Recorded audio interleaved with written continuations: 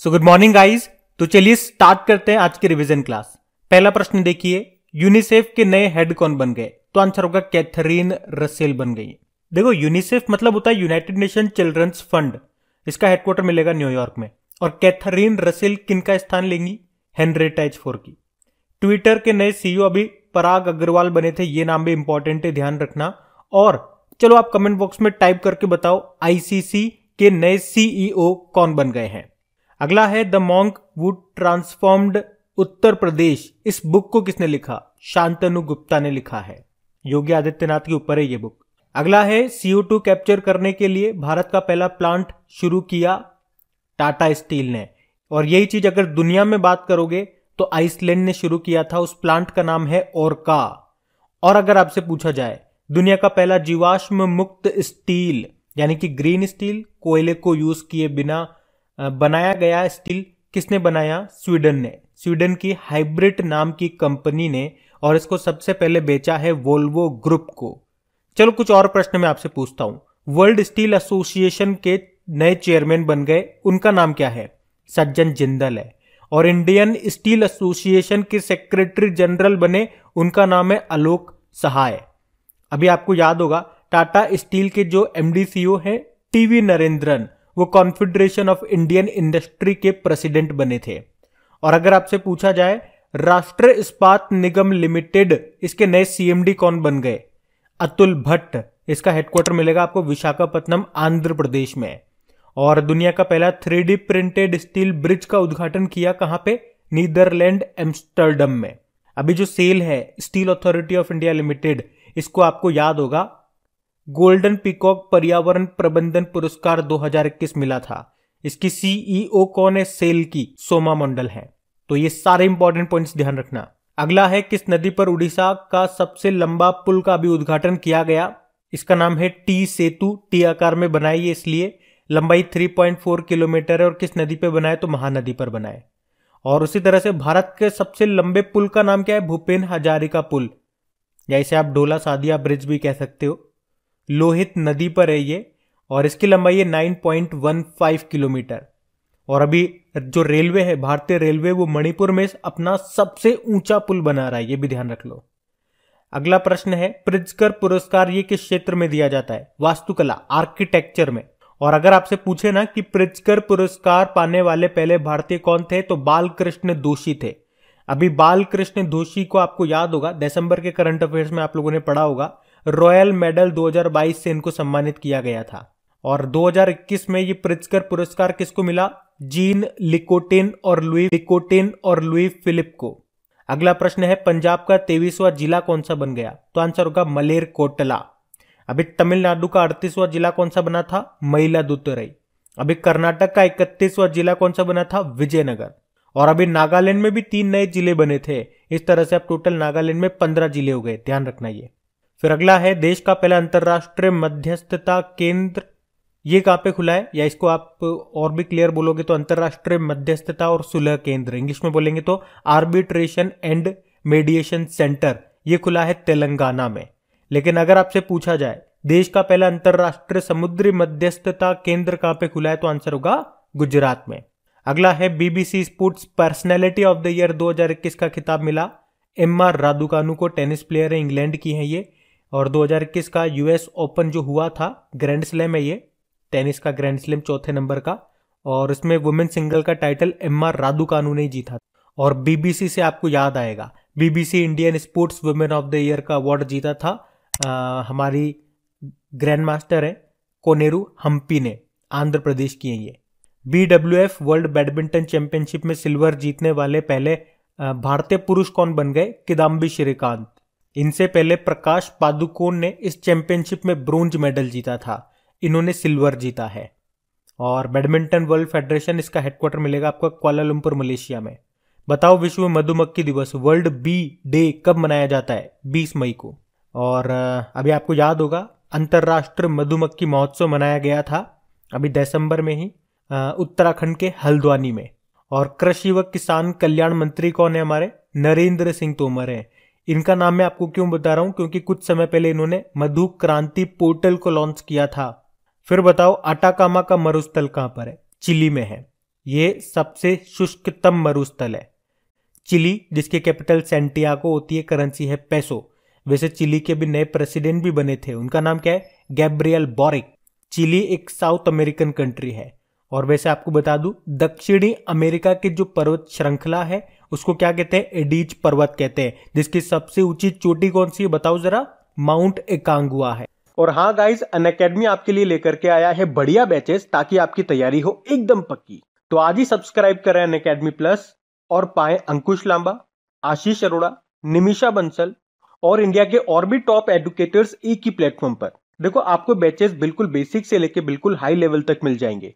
और जितने भी बैचेस हैं, जितने भी कोर्सेज हैं, उनमें आपको डेडिकेटेड डाउट सेशंस भी मिलेंगे। तो ये एक ऐसा मौका है जहां पे आप एडुकेटर्स के साथ लाइव इंटरेक्ट करके अपने डाउट्स को क्लियर कर सकते हैं। और इसी सब्सक्रिप्शन में आपको मॉक टेस्ट भी मिलेंगे, डिटेल्ड एनालिसिस और एक्सप्लेनेशन के साथ। तो अगर आप बैंक एग्जाम की तैयारी कर रहे हैं तो ये सही मौका है इस अपॉर्चुनिटी का लाभ उठाने का। और देखिए, जितने भी अपकमिंग बैचेस हैं उनकी लिस्ट आपको स्क्रीन पर दिख रही होगी। और हाँ, सबसे इंपॉर्टेंट बात, जल्दी प्लस सब्सक्रिप्शन की फीस बढ़ा दी जाएगी। और हाँ, बिना कोई वक्त जाया कीजिए, सब्सक्राइब करें अनअकैडमी प्लस पर और इस मौके का फायदा उठाएं। तो करना क्या है? बेसिकली बिना कोई देरी किए जाइए और अनअकैडमी प्लस का सब्सक्रिप्शन ले लीजिए। और हाँ, सबसे इंपॉर्टेंट बात, मेरा कोड इस्तेमाल करना मत भूलिएगा। कौन सा? क्रैक एग्जाम 10, क्योंकि इसे यूज करते ही आपको 10% का इंस्टेंट डिस्काउंट मिल जाएगा। आपकी फीस कम हो जाएगी। तो जितने भी इंपॉर्टेंट लिंक्स हैं आपको नीचे डिस्क्रिप्शन में मिल जाएंगे, वहां जाकर के आप इसे चेक कर सकते हैं और इनका फायदा उठा सकते हैं। फिर बताइए, राष्ट्र अंगदान दिवस, नेशनल ऑर्गन डोनेशन डे कब मनाया गया? तो आंसर होगा 27 नवंबर को। और ऑर्गन डोनेशन में आप जानते हो टॉप पे तमिलनाडु है। वर्ल्ड एड्स डे कब मनाया जाता है? 1 दिसंबर को। इसकी थीम क्या है? And inequalities, and AIDS and and pandemics, यानी कि असमानताओं को खत्म करो, एड्स को खत्म करो और महामारी खत्म करो। वैसे 1 दिसंबर को नागालैंड ने अपना स्थापना दिवस भी मनाया 59 नंबर का। बीएसएफ ने भी अपना 57वां स्थापना दिवस मनाया। बीएसएफ यानी कि बॉर्डर सिक्योरिटी फोर्स, जिसके डायरेक्टर जनरल कौन है? पंकज कुमार सिंह। बताओ, विश्व कंप्यूटर साक्षरता दिवस, ये 2 दिसंबर को मनाते हैं और इसकी थीम थी literacy for human centred recovery narrowing the digital divide. और 2 दिसंबर को अंतरराष्ट्रीय दास प्रथा उन्मूलन दिवस, international day for the abolition of slavery के रूप में भी मनाया गया। अच्छा, आप तो मुझे बताओ, भारत में सुपर कंप्यूटर का जनक किसे कहा जाता है? विजय भटकर को। और भारत का पहला सुपर कंप्यूटर परम 8000 है। और विश्व का सबसे सुपर फास्ट सुपर कंप्यूटर है फुगाकू, ये जापान का है। बताओ, राष्ट्रीय प्रदूषण नियंत्रण दिवस कब मनाते हैं? 2 दिसंबर को। एक्चुअली में 2 और 3 दिसंबर की रात को, ये बात है 1984 की, जब भोपाल में गैस ट्रेजेडी हुई थी, तो उसी के ये मनाया जाता है। और उस ट्रेजेडी में कौन सी गैस लीक हुई थी? Methyl isocyanate. और उस कंपनी का नाम था यूनियन कार्बाइड कंपनी। विश्व विकलांग दिवस कब मनाया जाता है? वर्ल्ड हैंडीकैप डे, 3 दिसंबर को। थीम क्या रही? विकलांग व्यक्तियों का नेतृत्व और भागीदारी, यानी कि leadership and participation of persons with disabilities. भारतीय नौसेना दिवस हम 4 दिसंबर को मनाते हैं और इसकी थीम थी इस बार स्वर्णिम विजय वर्ष। वैसे हमारे नौसेना प्रमुख कौन है? आर हरि कुमार है। इसी तरह से आप और भी याद रखो, जैसे कि एयरफोर्स डे 8 अक्टूबर को होता है और एयर चीफ मार्शल है विवेक राम चौधरी। आर्मी डे 15 जनवरी को होता है और आर्मी चीफ है मनोज मुकुंद नरवणे। और अभी हमारे चीफ ऑफ डिफेंस स्टाफ भी बन गए ये। फिर बताइए, विश्व मृदा दिवस, वर्ल्ड सॉइल डे 5 दिसंबर को मनाते हैं। क्या थीम रही? मिट्टी की लवणता को रोकना, मिट्टी की उत्पादकता को बढ़ावा देना। इंग्लिश में बोलेंगे तो halt soil salinization, boost soil productivity. अगला है इंटरनेशनल वॉलेंटियर डे, अंतरराष्ट्रीय स्वयंसेवी दिवस, 5 दिसंबर को मनाते हैं। थीम क्या रही? Volunteer now for our common future, स्वयंसेवक अब हमारे सामान्य भविष्य के लिए। और मृदा से, अच्छा, ऊपर वाले प्रश्न में मैंने आपसे पूछा था विश्व मृदा दिवस, तो मृदा से एक योजना आपको जरूर याद होनी चाहिए, मृदा स्वास्थ्य कार्ड योजना, जिसकी शुरुआत होती है 2015 में। साथ में डेट भी याद रख लो आप, 19 फरवरी 2015। कहां से? राजस्थान के श्रीगंगानगर जिले के सूरतगढ़ से, जिसकी थीम रही स्वस्थ धरा खेत हरा। अब पुराने महीने के करंट अफेयर्स का रिवीजन करेंगे। फिर बताइए, actually I met them a memoir नाम की बुक को किसने लिखा? गुलजार ने। और गुलजार की पिछले साल आपको याद होगा सन 2020 में एक और बुक आई थी जिसका नाम था बोस्कियाना।